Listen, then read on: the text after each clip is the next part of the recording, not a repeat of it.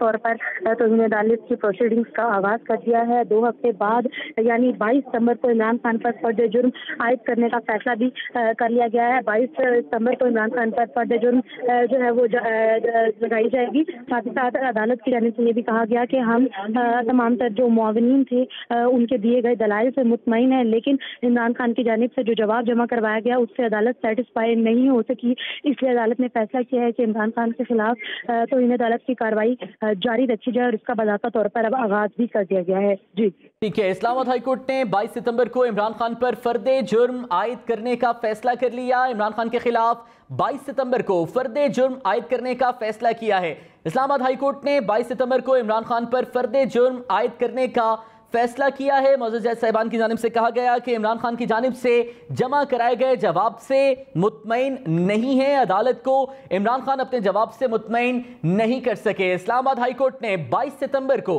عمران خان پر توہین عدالت کیس میں فرد جرم عائد کرنے کا فیصلہ کر لیا ہے۔ اسلام آباد ہائی کورٹ کا 22 ستمبر کو عمران خان پر فرد جرم عائد کرنے کا فیصلہ، عمران خان کے خلاف توہین عدالت کی کارروائی کا باقاعدہ آغاز ہوگا۔ 22 ستمبر کو اسلام آباد ہائی کورٹ نے عمران خان پر فرد جرم عائد کرنے کا فیصلہ سنا دیا۔ عمران خان کے خلاف توہین عدالت کی کارروائی کا باقاعدہ آغاز ہو گیا۔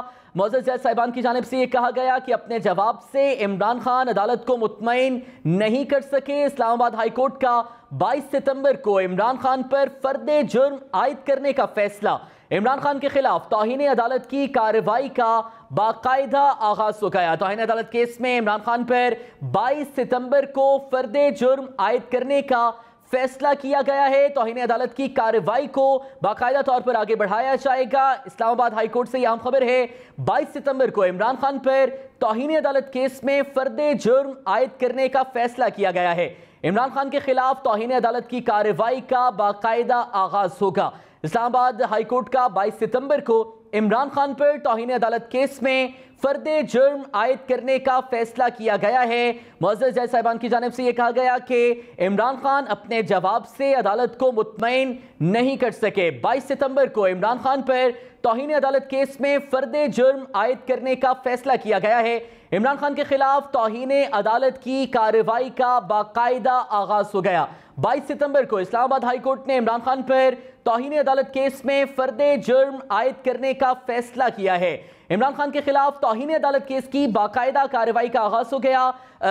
اسلام آباد ہائی کورٹ میں عمران خان کے وکیل اور عدالتی معاونین کی جانب سے عمران خان کے خلاف توہین عدالت کی کارروائی ختم کرنے کی استدعا کی گئی، لیکن عدالت کی جانب سے یہ قرار دیا گیا کہ عمران خان اپنے جواب سے عدالت کو مطمئن نہیں کر سکے، لہٰذا توہین عدالت کیس میں عمران خان پر 22 ستمبر کو فرد جرم عائد کرنے کا فیصلہ کیا گیا۔ عمران خان کے خلاف توہین عدالت کی کارروائی کا باقاعدہ آغاز ہو گیا۔ اسلام آباد ہائی کورٹ سے یہ خبر ہے، 22 ستمبر کو عمران خان پر توہین عدالت کیس میں فرد جرم عائد کرنے کا فیصلہ کیا گیا ہے۔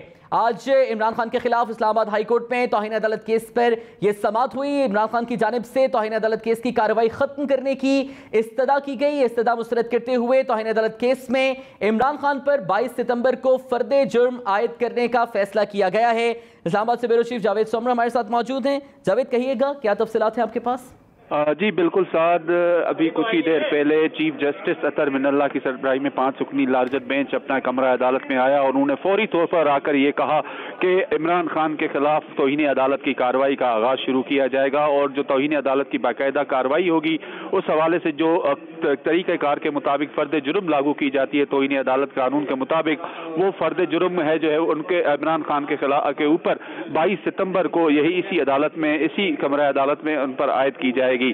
اس دوران میں آپ کو بتاؤں کہ عدالت نے واضح طور پر جو ہے یہ کہا ہے کہ جو توہین عدالت کی کارروائی ہے اس کا باقاعدہ عمران خان کے خلاف کارروائی کا آغاز شروع کر دیا جائے گا اور فرد جرم جو ہے ان پر 22 ستمبر کو لاگو کی جائے گی۔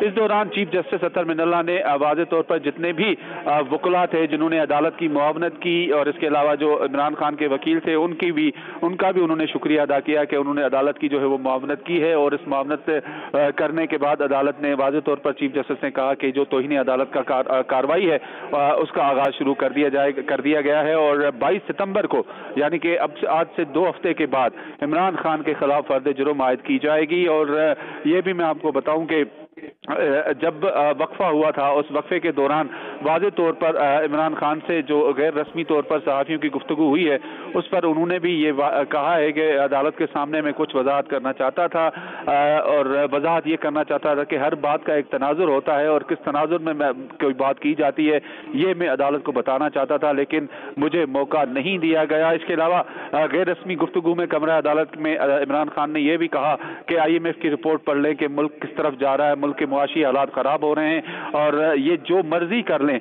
इलेक्शन के बगैर यानी कि आम इंतखाबात के बगैर हालात सही नहीं होंगे। ठीक है, इमरान खान पर तौहीन अदालत केस में 22 सितंबर को फर्द जुर्म आयद करने का फैसला किया है। जावेद, इस वक्त मनाजिर क्या हैं? क्या आज की अदालती कार्रवाई को बाकायदा तौर पर इख्तिताम पजीर हो चुकी है या अभी कुछ और कार्रवाई चल रही है? जावेद, आपसे हम इस पर तफसीलात भी जानेंगे। सीनियर एंकर पर्सन सीनियर तजज़ियाकार मोहम्मद मालिक साहब हमारे साथ मौजूद हैं। बहुत बहुत शुक्रिया सर वक्त देने के लिए। सर, क्या कहेंगे आप अदालती फैसले पर? 22 सितंबर को इमरान खान पर फर्द जुर्म आयद करने का फैसला किया गया है। देखिए, ये बहुत बड़ी सिग्निफिकेंट डेवलपमेंट है, इसलिए कि दो चीज़ें बड़ी इंटरेस्टिंग है। एक तो ये कि मुतफ़क़ा फैसला है, 5 जजेस हैं, एब्सोल्युटली उन्होंने कोई इसमें डिफरेंस ऑफ ओपिनियन नहीं है। दूसरा, जैसे पहले भी लीगल एक्सपर्ट्स बात कर रहे थे कि जब इन्होंने अनकंडीशनल माफ़ी नहीं मांगी इससे उन्हें सारा बोझ डाल दिया कोर्ट पे, और आज उसका हमें इंडिया मिल गया था। जब ब्रेक पे जाने से पहले एक मौके पे ये अदालत में कमेंट्स आए कि अब फैसला अदालती फैसलों को मद्देनज़र हमें रखना होगा। अब जब अदालती फैसले मद्देनज़र रखते हैं तो उसमें अब ये देखिए जिन लोगों को पहले माफिया मिली उन लोगों को माफिया मिली जिन्होंने अनकंडीशनल माफियाँ दाखिल की थी अपनी कोर्ट के सामने।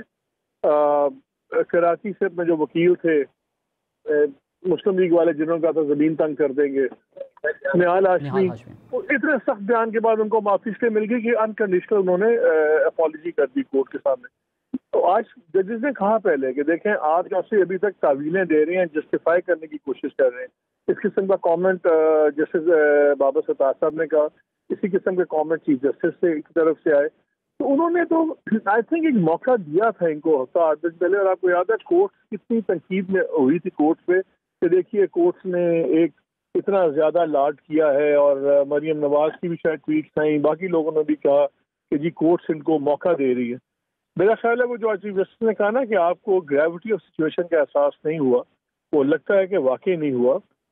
और अब 2 हफ्ते के बाद इंडाइटमेंट का मतलब ये है फर्द जुर्म आयद होगी तो फिर ट्रायल होगा, या ट्रायल में जाते हैं तो फिर आप पे जो कानून शहादत है वो आप पे अप्लाई होगा। फिर उसमें कोर्ट्स के हाथ और बन जाते हैं क्योंकि सुप्रीम कोर्ट के फैसले इसके ऊपर हैं, उसके मुताबिक उनको फैसले करने होंगे।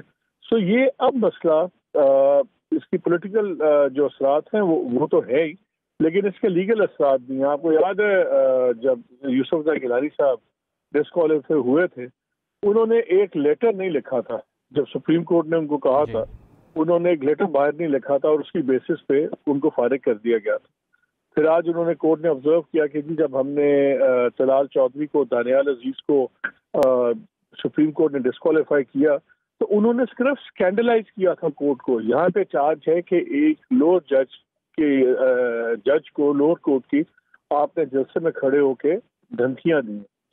और अटॉर्नी जनरल साहब अख्तर अफसार साहब जब आर्गूमेंट्स दे रहे थे तो उन्होंने उसमें बताया कि जी मेरे पास तो इसके बाद एक और जलसे की भी वीडियो है, तकरीर, जिसमें उन्होंने बातें दोहराई हैं।